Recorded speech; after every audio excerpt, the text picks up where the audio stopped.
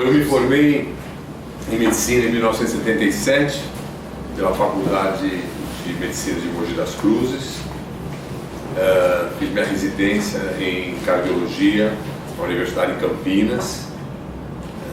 Fiquei em Campinas por 2 anos, em 1978 e 79. Minha especialização em hemodinâmica eu iniciei no Instituto do Coração do Hospital das Clínicas, da Universidade de São Paulo, em 1980. E permaneci no INCOR até 1986. Nessa data, esse ano, eu vim para a Beneficência Portuguesa, a convite do Dr. Ariê, que montou sua equipe aqui na Beneficência Portuguesa em 1986, e fiquei como assistente do Dr. Ariê até 1997. Nessa ocasião ele se aposentou, ele se retirou, e eu assumi a chefia da equipe, a direção da equipe de 1997, e continuamos até hoje. Minha vida acadêmica, além da minha residência médica, que eu fiz na Unicamp, eu fiz meu doutorado também em 1992, na própria Unicamp, e agora, no ano passado, em 2013, eu fiz minha livre docência, sou professor livre docente pela Universidade de São Paulo. Eu completei a livre docência em junho de 2013. Então, esse é mais ou menos um resumo da minha vida acadêmica. Aqui na Beneficência Portuguesa, nós temos um serviço intenso de cardiologia intervencionista, e a nossa equipe já realizou praticamente 150 mil cateterismos cardíacos entre procedimentos diagnósticos e terapêuticos.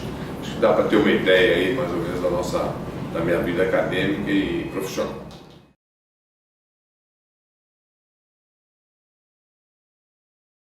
A escolha para medicina, eu tenho um histórico familiar. Quem me levou a fazer medicina foi meu tio, Dr. Cristóvão Mangione, irmão do meu pai, que era médico, fazia clínica médica naquela época. Naquele tempo ele fazia mais de uma especialidade, era costume. Então, além da clínica médica, meu tio exercia também a pediatria. Então eu tive muito contato, porque como uma família italiana, nós morávamos juntos. Meu pai, meu tio, minha tia, minha avó, nós morávamos numa casa muito ampla. Então eu seguia muito a carreira do meu tio, a sua atividade. Naquela época se fazia muitas consultas nas próprias casas dos pacientes. Eu era pequeno, meu pai levava meu tio. Naquela época meu tio não sabia dirigir, não dirigia carro, então eu ia com meu pai e eu olhava ele prestar essa assistência, e isso foi me entusiasmando, e sem dúvida nenhuma meu tio foi o grande inspirador para eu vir a fazer a medicina. A cardiologia, por outro lado, eu optei pela cardiologia durante a faculdade de medicina. Foi no 4º ano, quando tive o primeiro contato com a cardiologia. Eu tive um professor que me chamou muito a atenção, foi um ótimo professor, Dr. Giannini.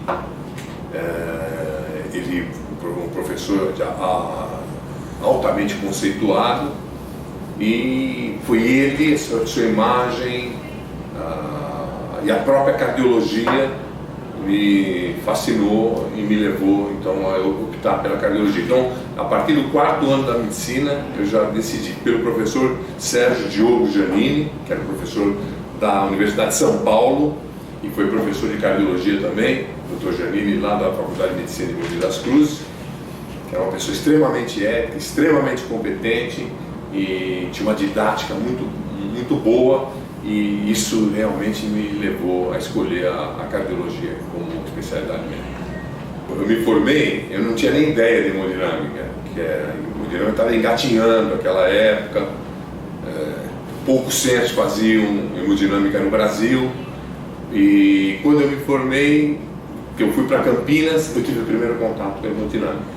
Dr. Paulo Afonso Ribeiro Jorge era o chefe da cardiologia naquela época da Unicamp, e ele era médico também intervencionista. Naquela época não chamava intervencionista, chamava hemodinamicista. Era o hemodinamicista da Unicamp. Então, com ele, eu tive o primeiro contato com os primeiros estudos hemodinâmicos, os primeiros cateterismos que eu acompanhei na residência. E isso me chamou muito a atenção. Durante a residência, o cateterismo cardíaco. E isso era uma atividade extracurricular, vamos dizer assim. Eu, apesar de toda a minha tarefa que eu tinha como residente, na hora do almoço, que eu tinha horário de almoço, eu ia lá no laboratório de hemodinâmica acompanhar o Dr. Paulo Afonso para realizar os cateterismos cardíacos. E isso me chamou muita atenção, eu gostei desse tipo de procedimento, que na época era um procedimento puramente diagnóstico, mas me chamou muita atenção. Então, aí em Campinas, foi entre 78 e 79, eu tomei a decisão de especializar, fazer essa subespecialização na área de hemodinâmica, em 78 e 79, vendo o Dr. Paulo Afonso realizar os primeiros procedimentos na Unicamp.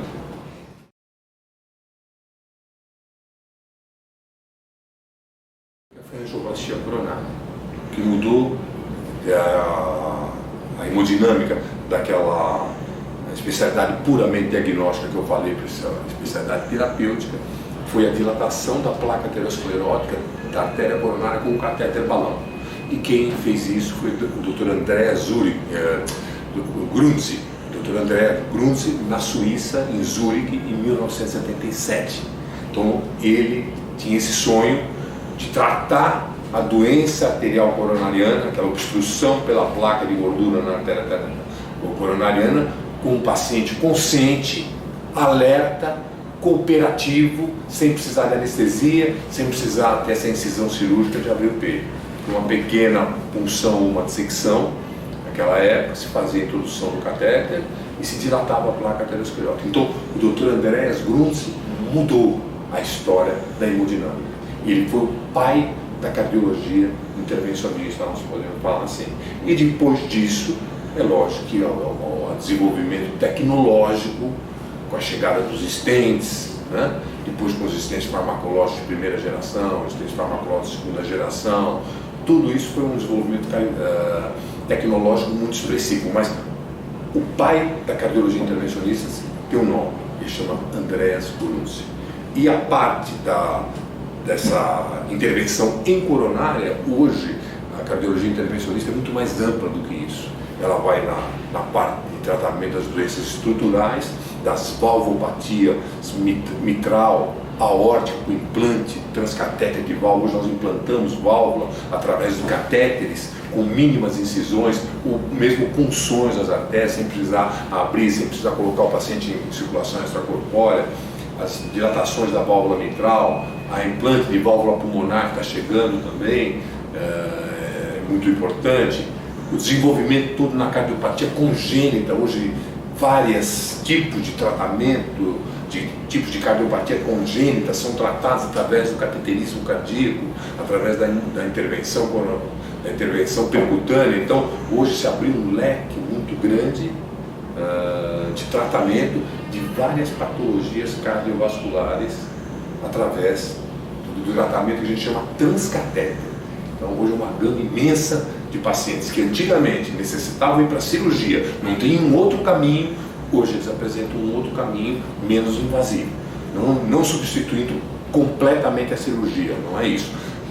Existe a indicação cirúrgica, mas hoje uma boa parte desses pacientes que naquela época só tinha uma opção de tratamento, hoje eles têm uma segunda opção, que é uma opção menos invasiva. E tudo na medicina caminha para isso, para a gente ser menos invasivo, cada vez mais menos invasivo, tendo uma recuperação para o paciente mais rápida e proporcionando menos trauma para o paciente, evidentemente.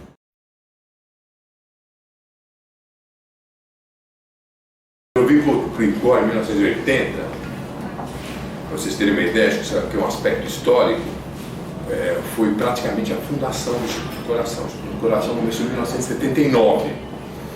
Eu cheguei no Instituto do Coração em 1980, então ele era um prédio totalmente novo, moderníssimo, e naquela época tinha 4 salas de hemodinâmica. Para vocês terem uma ideia, eram realizados, quando eu comecei a hemodinâmica, 4, 5 cateterismos por dia. por dia, em 1980. E isso teve um crescimento realmente muito expressivo durante os anos. Mas quando eu comecei, eram muito poucos cateterismos, então eu, como residente, eu fazia poucos exames, mas a coisa foi tomando um volume muito grande. Quando eu saí do INCOR em 1986, para vocês terem uma ideia, de 4, 5 procedimentos em 1980, a gente fazia 40 procedimentos, 30 procedimentos em 1986. Eu acompanhei desde o começo a cardiologia intervencionista. O que quer dizer isso? Em 1982, as primeiras angioplastias coronárias realizadas pelo Dr. Arier, pelo Dr. Norberto Galhando e pelo Dr. Egas Armelin foram feitas lá no INCOR. Eu acompanhei o nascimento, praticamente, da cardiologia intervencionista no Brasil. Realmente, em 1985, você me lembrou, eu já até tinha esquecido, eu me tornei membro aspirante.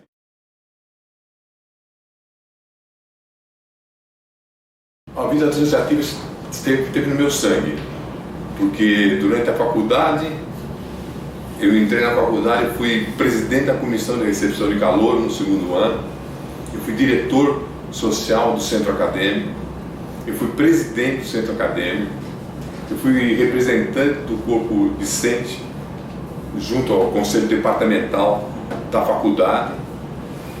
Então eu sempre gostei muito desse tipo de atividade associativa. E o que me levou a almejar a presidência da sociedade naquela época, o departamento de hemodinâmica, é que eu tinha umas ideias na cabeça. E eu gostaria que essas ideias fossem implantadas. Então, isso me levou, primeiro, minha própria personalidade, de gostar muito desse tipo de atividade, e segundo, de tentar colocar em prática ideias que eu já tinha em mente e colocar isso em prática. Então isso me levou a me candidatar como presidente da sociedade, que naquela época era departamento. O Dr. Nogueira Paz, na época do Dr. Nogueira Paz, eu fui escolhido como representante do Conselho Departamental do Estado de São Paulo. Então, vamos dizer, essa foi a minha primeira atividade no departamento de hemodinâmica e angiocardiografia, que era chamado naquela época, naquela oportunidade. Então, eu fui o representante e, como São Paulo realmente é um estado muito produtivo, juntamente com outros estados no Brasil, Rio de Janeiro, Rio Grande do Sul, Paraná, mas tinha uma produção muito grande, era um estado que requisitava muito.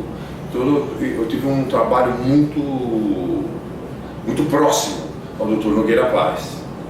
O Dr. Nogueira cogitou-se, naquela época foi fundada a CENIC, na gestão do Dr. Nogueira Paz foi fundada a CENIC, que é o Centro de Intervenção Nacional de Intervenção Cardiovascular, é um banco de dados sobre intervenção cardiovascular no Brasil, que foi fundado pelo Dr. Nogueira Paz, e eu participei dessa fundação. O que se cogitou é que o Dr. Nogueira Paz prolongasse o seu mandato para realmente estruturar de uma forma muito sólida a ser chamada CENIC. Mas o Dr. Nogueira Paz, quando chegou no final do seu mandato, ele conversou comigo, que ele já tinha tido um trabalho árduo nos 2 anos, e se eu não gostaria de ser o candidato e continuar esse trabalho dele, que ele vinha fazendo. Então houve essa possibilidade da extensão do mandato do Dr. Nogueira Paz, mas no final, como houve o meu aceite em assumir, a me candidatar à presidência do departamento de hemodinâmica naquela época, o Nogueira Paz, então eu tive todo o apoio da diretoria atual naquela época, que era a diretoria do Dr. Nogueira Paz.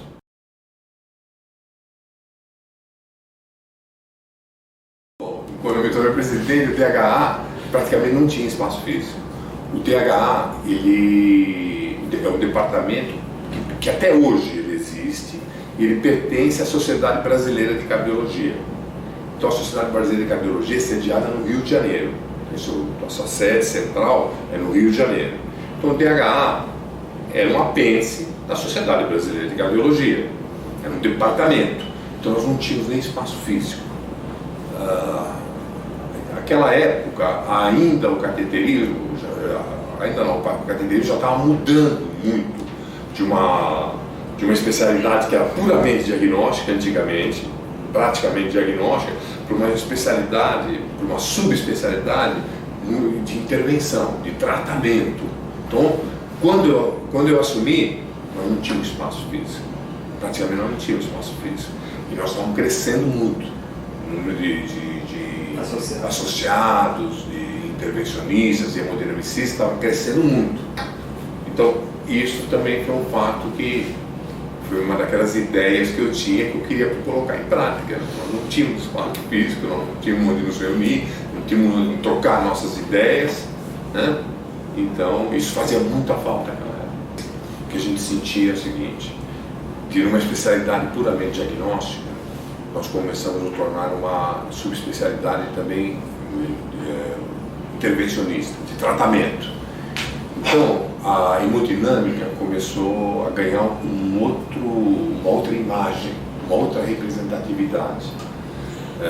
Nós tínhamos coisas muito particulares a nós, que são as angioplastias, os catéteres balão, os stents, materiais que eram coisas muito particulares, de interesse nosso.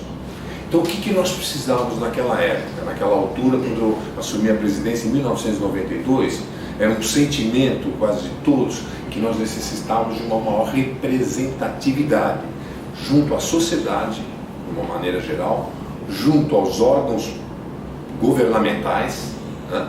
E para termos mais acesso junto aos órgãos governamentais. Então nós precisávamos de uma representatividade maior, que nós não tínhamos até então, porque nós éramos apêndices da Sociedade Brasileira de Cardiologia.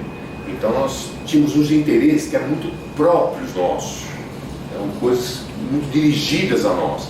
E essa representação era feita através da Sociedade Brasileira de Cardiologia, que muitas vezes não tinha ideia de detalhes que somente o hemodinamicista tinha essa ideia.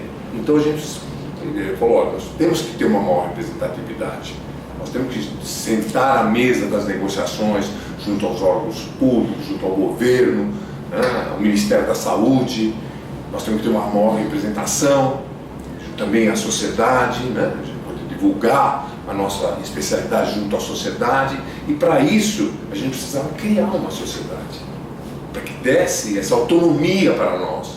Nós que íamos gerir a nossa especialidade, que ela se tornou muito grande, de um momento para outro, ela se expandiu muito. Como eu falei, era só diagnóstico, ela começou a intervir em cardiopatia congênita, intervir em adultos, intervir em coronária, intervir em válvula. Então ela começou a se tornar uma subespecialidade muito grande e que envolvia muita coisa. E quem deveria representar, que nos representar, são os próprios hemodinamicistas. Então isto é que gerou a criação da sociedade. Esse crescimento que teve, explosivo, vamos dizer assim, na nossa especialidade. Então isso gerou a criação da sociedade. Então em 1993, nós debatemos isso com os líderes da especialidade naquela época, vários líderes regionais. Alguns ficaram um pouco na dúvida se era momento, mas a grande maioria falou: não, é momento não de uma independência, não foi uma independência da Sociedade Brasileira de Cardiologia, de maneira nenhuma. A gente não queria essa independência, sair da sociedade. Nós queríamos continuar na sociedade. O DHA existe até hoje, o departamento, porque todos nós somos cardiologistas. Nós temos que ser cardiologistas para sermos intervencionistas, para sermos hemodinamicistas. Então o que nós queríamos era continuar dentro da Sociedade Brasileira de Cardiologia, e nós continuamos, mas queríamos também uma entidade própria que nos ajudasse a representar melhor a nossa especialidade. E daí, então, em 1993, no congresso, na assembleia do nosso congresso em Belo Horizonte, foi, por ata, na nossa Assembleia Geral, foi aprovada por maioria, praticamente unanimidade, que estava presente nesse congresso, quando eu era presidente, em 1993, foi criada, então, a Sociedade Brasileira de Hemodinâmica e Cardiologia Intervencionista, que é um órgão à parte, é um órgão autônomo, separado da sociedade, mas nosso departamento ainda continua até.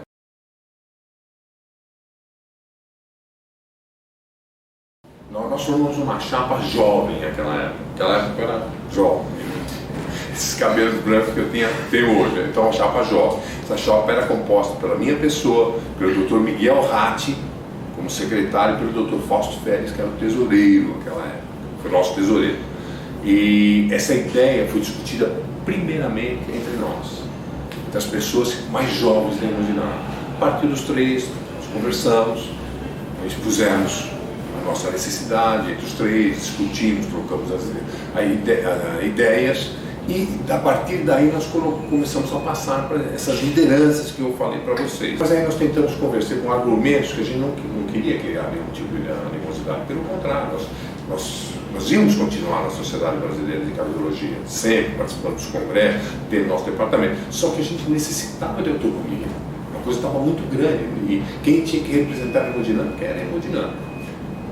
A partir daí nós convencemos os mais antigos da hemodinâmica, naquela época, convencemos. Aí a questão era falar com a Sociedade Brasileira de Cardiologia sem criar nenhum tipo de animosidade. Esse foi um outro passo. Primeiro, realmente fazer entender dentro da nossa especialidade da necessidade, foi entendida, aí nós partimos para conversar com a Sociedade Brasileira de Cardiologia. Em primeiro momento, a sociedade realmente não foi concordante com essa ideia, não foi, mas nós em nenhum momento nós tivemos qualquer tipo de atrito maior com eles, em nenhum momento. Nós tivemos várias conversas e durante essas conversas, depois, com o tempo, eles foram entendendo que não era uma separação, que não era um desligamento total, eles foram entendendo que havia realmente essa necessidade. Então eles compreenderam. A partir daí é que nós criamos a sociedade realmente em 1993 com muito diálogo, e hoje nós temos um relacionamento perfeito com a Sociedade Brasileira de Cardiologia, sem nenhum tipo de atrito, nos ajudamos mutuamente, estamos participando sempre no congresso da sociedade, e eles participam do nosso congresso. A nossa relação é a melhor possível. Tudo se resolveu com muita calma, com diálogo e mostrando que realmente, por fatos, por razões, que era o momento dessa criação da sociedade. Então, felizmente, não ficou nenhum resquício, nenhum tipo de atrito com a Sociedade Brasileira de Cardiologia. Então, o que nós falamos? Nós montamos a sociedade. Agora nós vamos tornar isso aqui uma coisa profissional. Então, primeira coisa para tornar profissional, comprar um local, uma sede, para a gente ter a sede da nossa sociedade. Então foi adquirida a sede da nossa sociedade. Não sei se eu vejo que foi no ano de 1995 que nós adquirimos a sede. Tendo a sede, aí nós contratamos uma secretária, naquela época era uma secretária para gerir toda a sociedade, e realmente começamos a profissionalizar. Aí tem a cobrança bancária, que a cobrança era feita naquela época nos congressos. Aí uma pessoa lá, o tesoureiro, e chamava as pessoas e cobrava, uma coisa totalmente amadora. Então nós começamos a instituir a cobrança bancária, começamos a colocar a parte informática na sociedade, começou a ser instituída a parte informática toda, e uma ideia minha, que uma das ideias era essa, era fundar a sociedade hemodinâmica, era ter a sede, e a terceira ideia era a ideia científica. A produção nossa científica começou a aumentar muito com a angioplastia, né? Os trabalhos, começaram a surgir muitos trabalhos, vários centros no Brasil fazendo esses procedimentos intervencionistas. A gente precisava tornar isto, comunicar isso para a comunidade médica. E como que a gente comunica? Comunica através da revista. Então, outra ideia que nós tivemos, uma coisa pessoal minha, da própria diretoria que compôs, né, eu, o Dr. Miguel, o Dr. Fausto, de criarmos a revista brasileira de cardiologia invasiva, que existe até hoje, e ela só progrediu durante o tempo. Então ela começou com os primeiros relatos iniciais, e hoje é uma revista que está indexada pelo Lilacs, e provavelmente num futuro muito próximo é uma revista que vai estar anexada no PubMed, vai fazer parte do rol das maiores revistas, dos maiores jornais científicos do mundo. Então foi um crescimento muito grande. Então nós conseguimos criar essa revista. e foi criada, o primeiro número foi lançado no Congresso de Recife em 1995 ou 1996. Eu não me lembro muito bem. 1995 ou 1996 foi o primeiro número lançado e hoje ela persiste até hoje. Aí só teve evolução, evidentemente. Hoje é uma coisa totalmente profissional.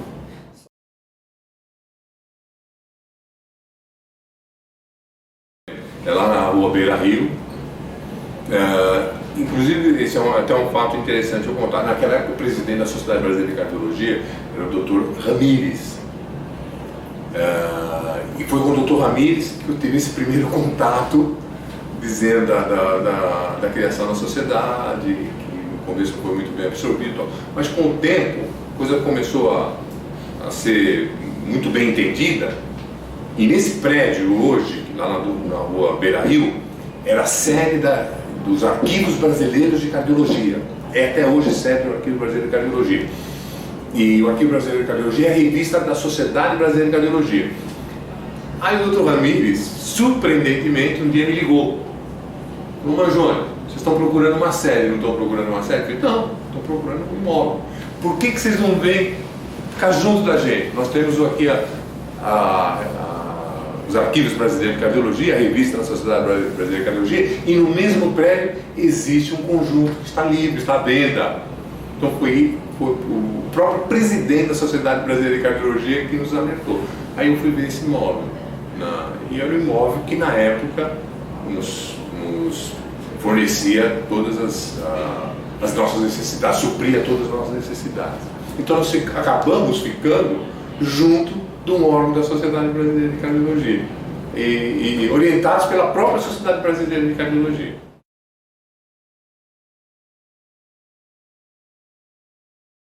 Bom, reuniões com a MB eu tive várias.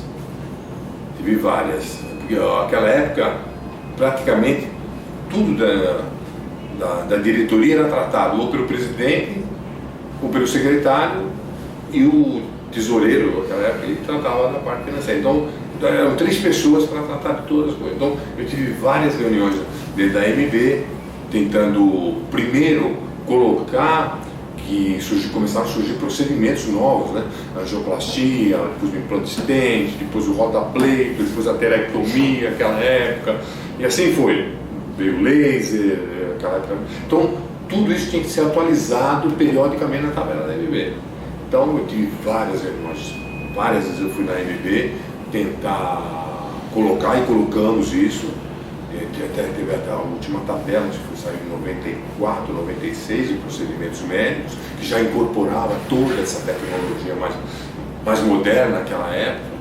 Então teve várias, e conseguimos colocar toda a nossa tecnologia dentro da tabela da MB naquele momento. Agora com o SUS, né?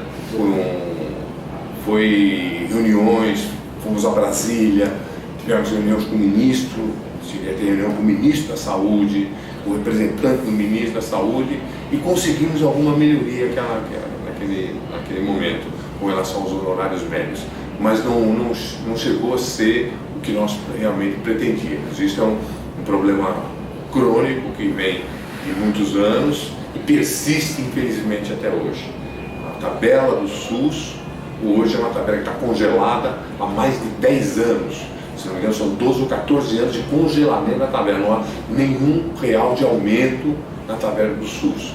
E naquela época nós tentamos aí e também conseguir. As coisas eram muito difíceis também, mas conseguiu-se alguma coisa, mas não no patamar, no nível que a gente desejaria. Mas agora é uma luta que a sociedade está tendo, tentar melhorar, vamos ver o que se consegue com relação a esse respeito.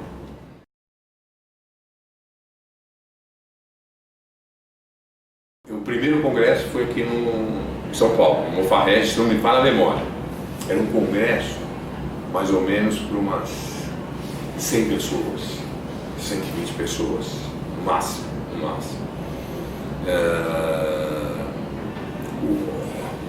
O envolvimento da indústria era mínimo, participavam indústria de contraste, estavam começando, que a angioplastia naquela época engatinhava, então agora estava com 2, 3 indústrias de contraste, com cateter, era o envolvimento mínimo da indústria.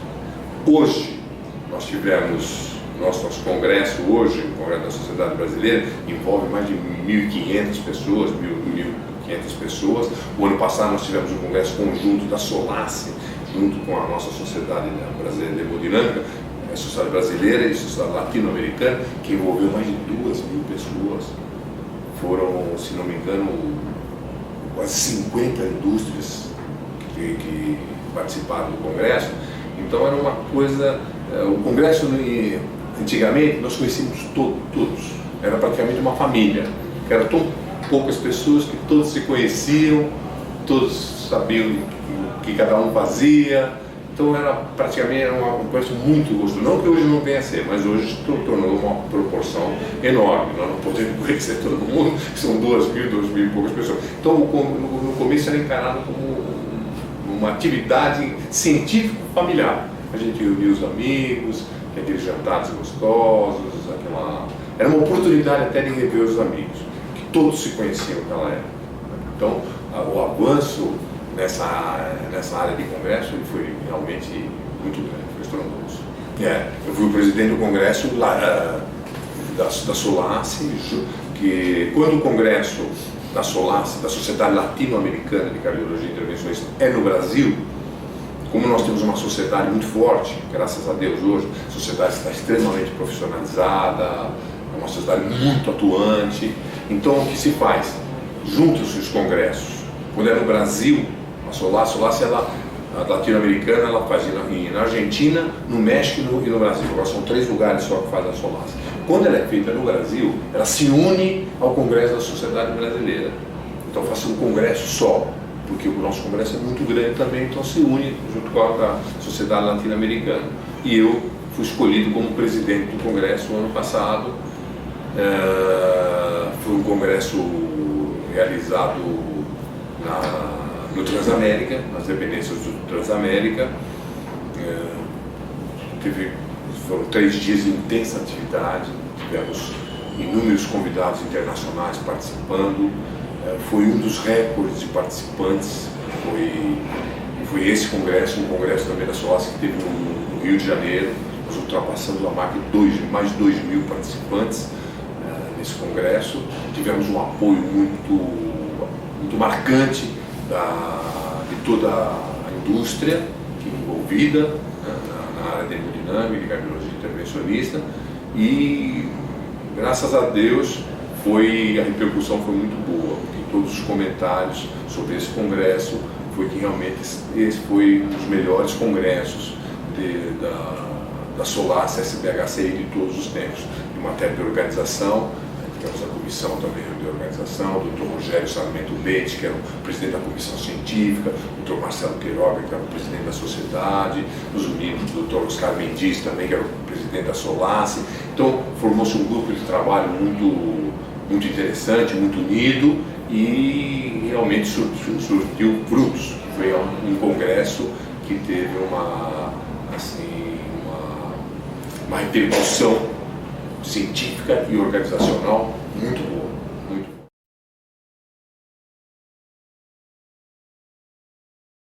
A eleição foi o seguinte: aquela época, isso eu me lembro bem, foi uma época de transição entre criação do departamento e a sociedade. Então foi uma época muito agitada, vamos dizer assim, muito agitada.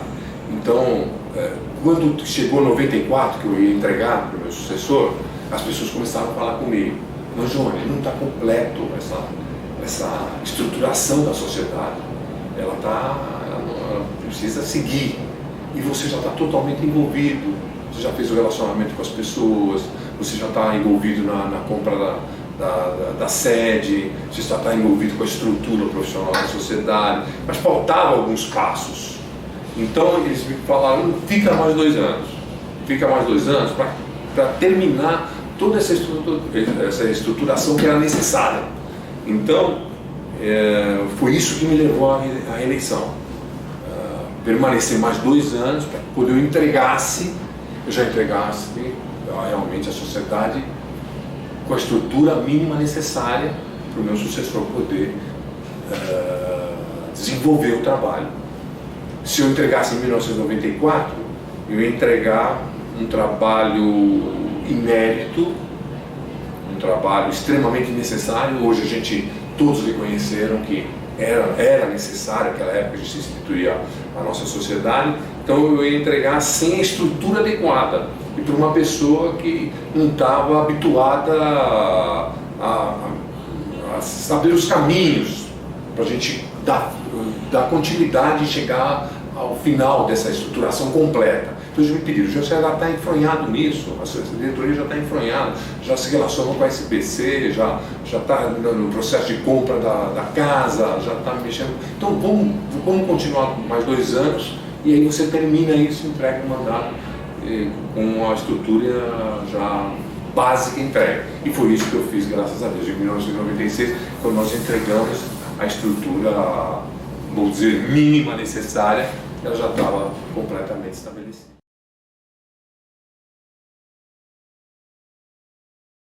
Minha candidatura, eu fui uma chapa única. Quando eu passei pelo Dr. Guiccioni, também foi uma chapa única, não houve concorrência, então foi uma passagem muito tranquila. E isso vem sendo assim desde daquela época. Nossa sociedade mantém essa união, uma sociedade muito unida, o trabalho das diretorias são reconhecidos e isso faz com que haja já um consenso de qual a chapa que deve suceder a anterior.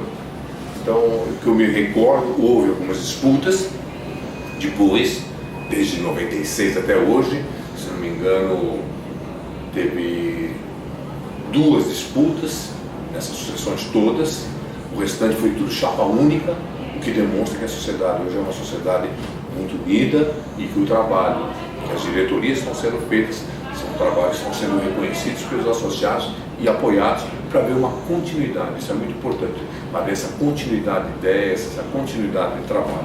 Então a minha sucessão foi uma sucessão muito tranquila para o Dr. Guiccioni Carvalho, que foi o presidente, ele trabalha em Salvador, na Bahia.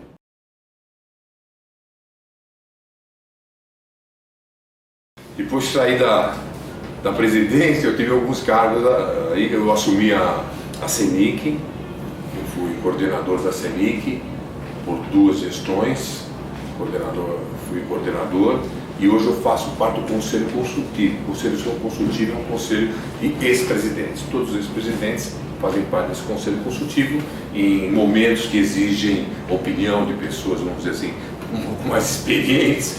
Então eles chamam o Conselho Consultivo para ajudar a tomar decisões de alguns assuntos estratégicos, vamos dizer assim, na sociedade.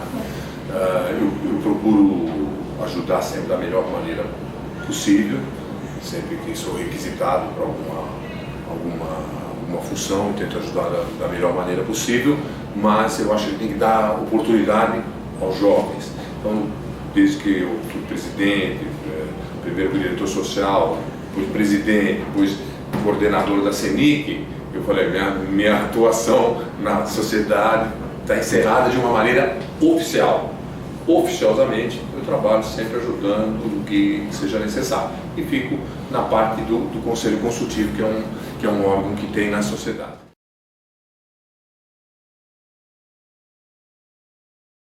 Eu acho que a hemodinâmica no Brasil, apesar de todas as nossas dificuldades econômicas, é um país em desenvolvimento, mas ela acompanha muito bem todo esse desenvolvimento tecnológico que existe no mundo.